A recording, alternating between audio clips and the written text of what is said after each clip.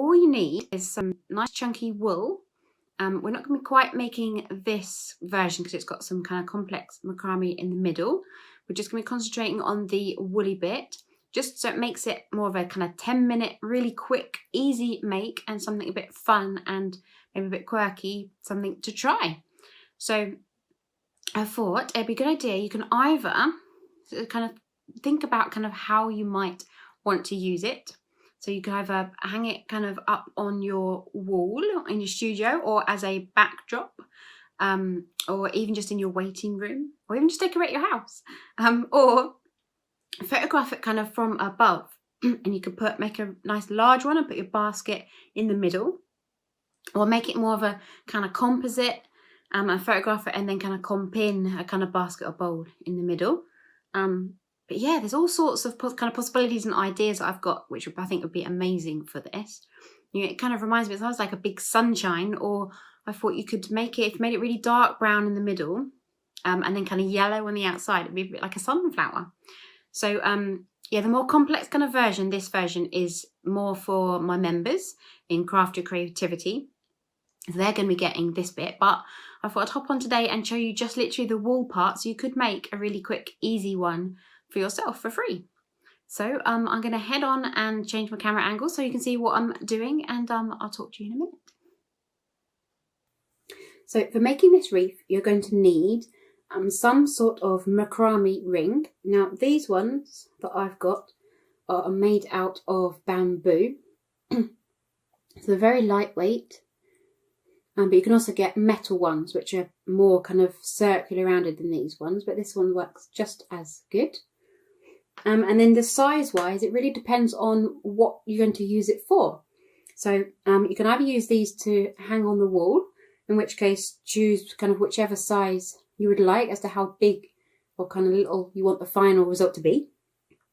Or if you want to make one which is going to go round, say, a basket or a bowl in a like newborn setup, then you probably want a bigger one, which your baskets then are going to fit on the inside. I'm going to pick a kind of medium-sized one today just to show you how we're doing it. Right, you then need some kind of wool. Now this is roving or top, or wool top. I've hand dyed this myself to get the right colour, but you can easily just buy it from any kind of shop, wool shop, in the sort of colour that they've either dyed it or kind of commercially machine made colour. So we're going to cut this kind of into strips. Now I don't want it this thick because this is really quite thick. So first job, I'm going to split this kind of in half. I'm going to pull it apart and just kind of split it right down the middle. And then that is a better kind of manageable width then. Right, then I've worked out 14 inches long. Like this one I've got here is a kind of perfect length for what we're doing. So I'm going to use this as a kind of measuring guide. And we're going to cut a few lengths. That one's perfect already. A few lengths of these ready. So I've got quite a lot I've done cut earlier. Right, then what we're basically going to do is a very simple lark knot round our ring. So if you've done any macrame before, then you'll know what a lark knot is. So what we're going to do is we're going to fold your yarn in half, and then you're going to place it over the top of your ring. Your fingers kind of through the loop, and then you're going to pull the end kind of through that loop, and then you pull it tight, and that is a lark's knot. And we're basically going to do that kind of all the way around.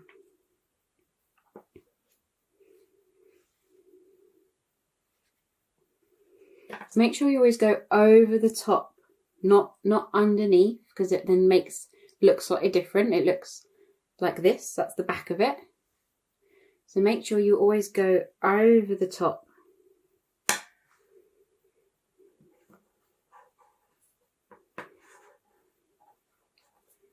So the ends go all the way through.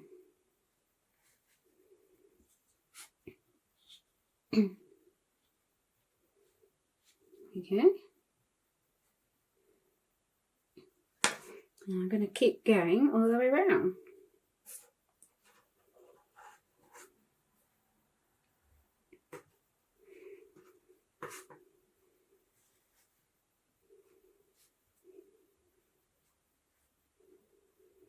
Because I hand dyed my yarn, this one is just a slightly different shade to those, but that is going to give me slightly more kind of depth or more interest kind of to it, as long as it's not too different.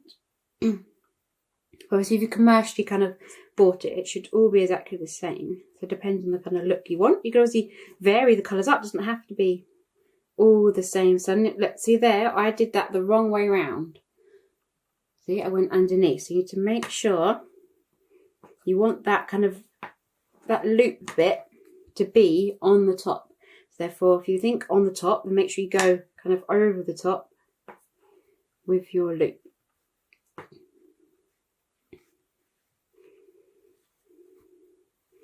You want that nice, neat and tidy kind of look.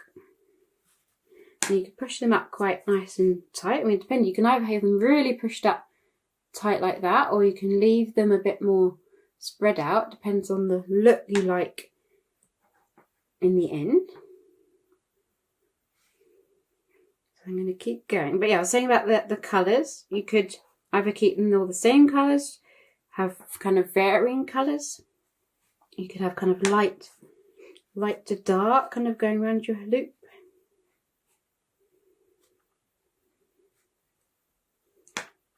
So I think this would look great with a kind of basket in the middle. You could do it as a kind of digital background, a kind of comp in your basket or bowl afterwards, which would mean you wouldn't have to do quite such, maybe a big wreath, or you do, you know, go for a really big hoop in the middle, and it would look amazing. I think it's like a big sunshine.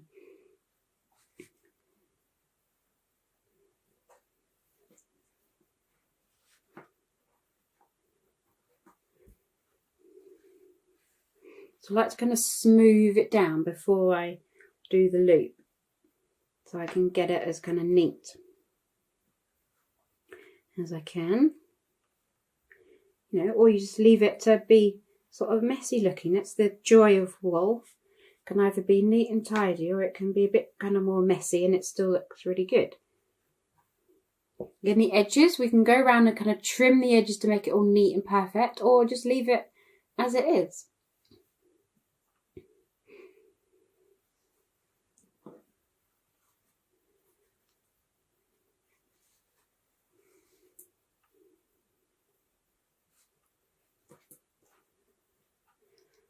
So this is a really nice, quick, easy, almost kind of 10-minute make, which might be just something you need just to create something a bit more unique in your next setup. It's also then just something so quick and easy to make, you don't even need to think about it. Even your kids would love having a go at making one of these. They could even do one for their bedrooms. It'd look quite cool.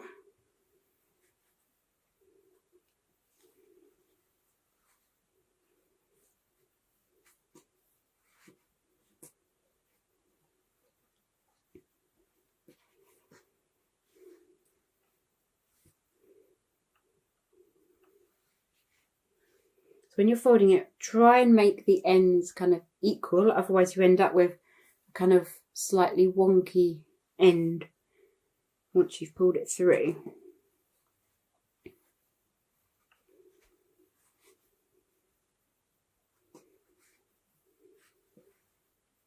Right, so I'm going to need a couple more to finish that off.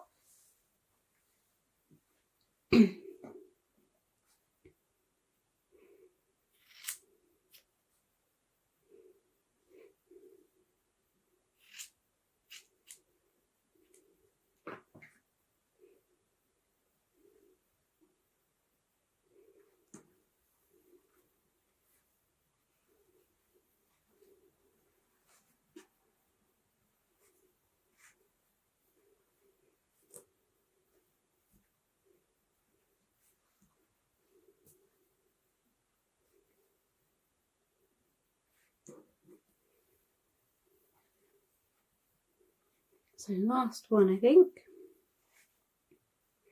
You see how quick and easy that was. Now I probably could shimmy them up and add a few more, or I can kind of leave it like that. I think that looks super, super cool. So next, you can either, let's say, you can either trim the kind of the ends to make it neat and tidy, or leave it kind of rough. And you can also, if you've got some kind of comb, this is like a dog comb, you can very gently kind of comb these to make them just slightly more fluffy.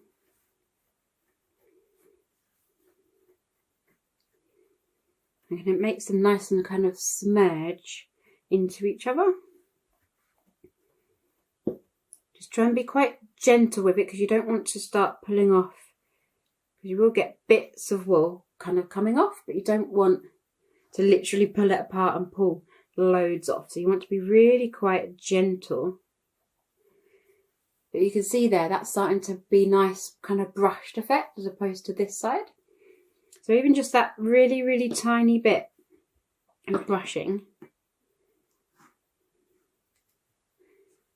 really does kind of make a difference. So I'm not going right the way through, I'm just almost just tickling the top.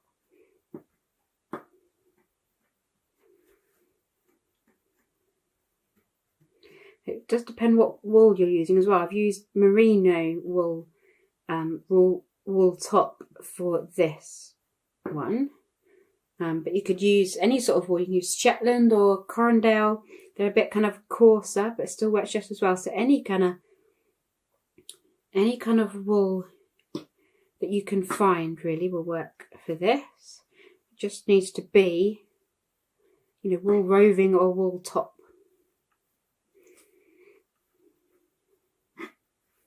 Which is a really nice chunky wool. Again, you can then, this sort of wool is great for knitting your own blankets as well, doing kind of hand knitting or hand crochet.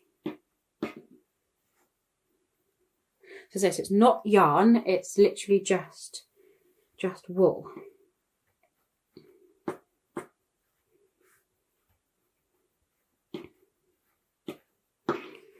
There we go. So I won't go all the way round. So I've already got quite a lot of kind of bits left, and you know, that I've combed off, which is about kind of adequate. But yeah, it's my nice smoother kind of effect as opposed to this side, which looks really cool.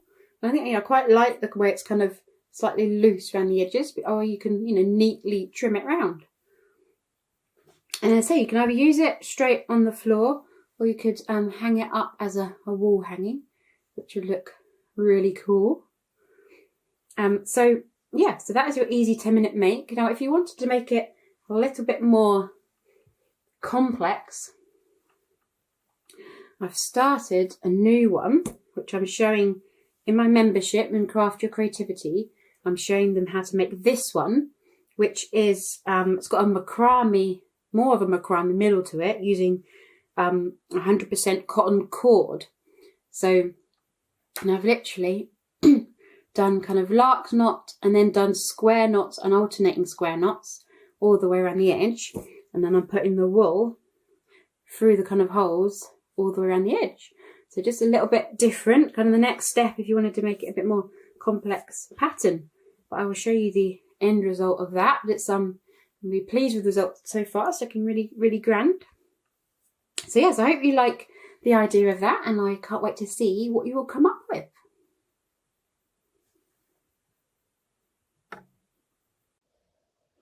So how was that? I hope you enjoyed that and are feeling inspired to have a go at yourself. So I've hung it up here for you all to see.